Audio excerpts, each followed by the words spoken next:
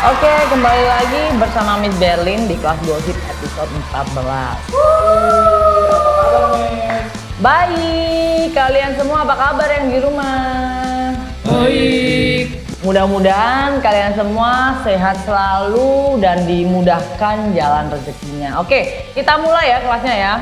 Dalam kehidupan, keputusan adalah langkah awal dari perjalanan. Wow. Tapi kemanakah keputusan itu akan membawa kita ya?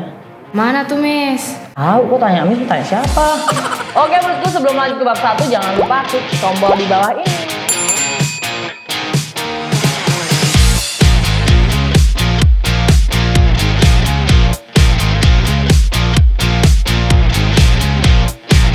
Oke muridku, di kelas gosip kali ini di bab pertama kita akan membahas tentang Robert Pattinson dan Suki Waterhouse dikaruniai anak pertama. Siapa tuh, Miss? Kepo aja sih. Oke, belum menikah dan baru bertunangan, pasangan ini dikabarkan sedang menyambut kelahiran anak pertamanya. Gila banget ya, belum menikah tapi zaman sekarang tuh udah berani ya punya anak dulu tanpa ada hubungan yang sah gitu. Gak bahaya tuh, Miss? Bahaya banget, makanya kamu jangan kayak gitu ya. Oke, ada pertanyaan nggak nih? Miss, gimana tuh, Miss, kalau budaya barat kayak gitu masuk ke Indonesia tuh? Kayaknya emang udah banyak ya budaya seperti itu yang masuk ke Indonesia ya. Jadi udah nggak kaget lagi. Banyak juga kan di daerah sana tuh kan di bawah umur udah hamil duluan. Umur 14 tahun udah hamil, SD udah hamil ya kan. Jadi budaya barat tuh udah masuk banget, udah nyampur banget di Indonesia. Oke, ada lagi nggak? Tapi kalau begitu sebenarnya baik atau enggak sih untuk generasi sekarang kayak begitu? Menurutnya sih juga kurang baik ya, karena mungkin dia ngelihat dari internet, karena sekarang kan juga internet, sosial media, handphone juga semakin canggih ya. Mungkin anak terpengaruh oleh sosial media juga, bukan karena lingkungan juga, mungkin lingkungan juga iya, tapi internet juga itu lebih canggih lagi. Ada lagi nggak? Tapi kalau ya dia akhirnya punya anak dan tanggung jawab dikawinin itu juga kan nggak salah juga kan? Nggak salah juga, berarti bertanggung jawab, berarti pasangannya itu bener, kecuali dia udah punya anak ternyata nggak dinikahin.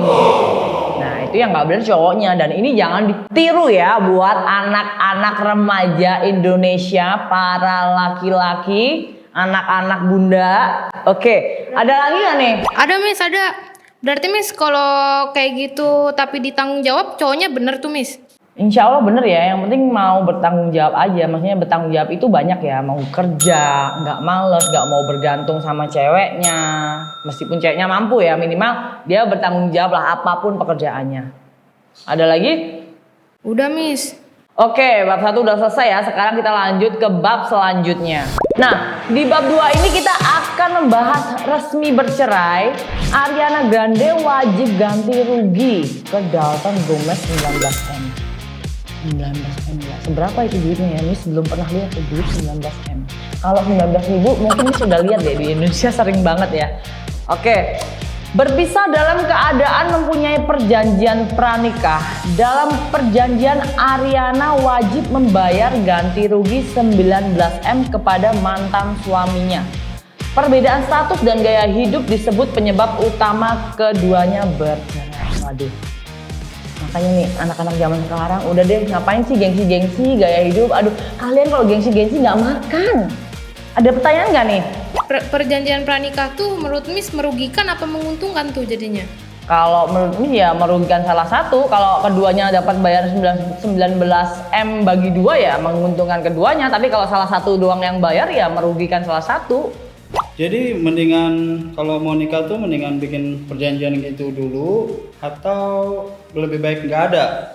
Lebih baik nggak ada lah, ngapain? Kalau nikah nikah aja, kalau nggak suka ya nggak usah jadi nikah, cerai ya cerai aja gitu aja, ngapain pakai perjanjian kayak gitu. Kecuali mereka udah nikah tiba-tiba mereka ada bercerai, mungkin perjanjian gono gini itu perlu, karena satu mereka kan berjuang sama-sama ya dari nol ya, jadi itu perlu lah pembagian gono gini. Tapi tergantung yang lebih menghasilkan yang mana, yang cewek yang cowok. Berarti, Miss, kalau nikah nanti nggak mau buat perjanjian pranikah tuh? Nggak mau lah, ngapain suruh bayar-bayar kayak gitu, buang-buang duit aja. Ada lagi nggak? Lanjut, Miss, lanjut. Oke. Di bab 3 ini kita akan membahas Ahmad Zhoni, kini gondrong tak terawat. Irish Bella ungkap prihatin banget. Aduh kasihan banget ya, itu makanya jangan coba-coba mendekati narkoba. Jauhi narkoba karena narkoba itu merusak bangsa ya. Penampilan Ahmad Zhoni tak terawat sejak mendekam di penjara akibat kasus narkoba. Irish Bella merasa prihatin karena dulu melihatnya begitu terurus saat bersamanya, dan ketika sudah nggak bersamanya bener-bener nggak terawat. Mirip siapa tuh? Syamsuddin. Ada pertanyaan nggak? Hanya Miss. Jadi yang soal narkoba Miss, itu memang kalau punya pasangan narkoba itu memang tinggalin aja atau sebaiknya diajak rehabilitasi atau berobat atau udah tinggalin aja gitu? Kalau menurut nih tergantung nih, dia adalah tipe orang yang bisa diperbaiki atau tidak. Kalau dia bisa direhabilitasi, bisa diajak ngobrol, mau berubah, kenapa mesti tinggalin? Kita mesti rangkul orang kayak gitu, jangan kita jauhin.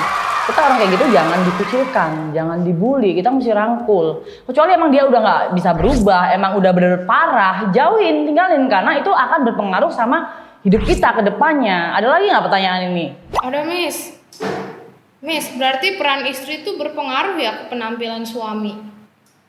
Sangat berpengaruh. Satu, kalau kita punya duit itu sangat berpengaruh sekali penampilannya. Mau lu sebagai seorang suami, mau lu sebagai seorang istri, tapi kalau istri lu berduit atau suami lu berduit, yang tadinya penampilan lu gembel itu jadi terurus gitu loh.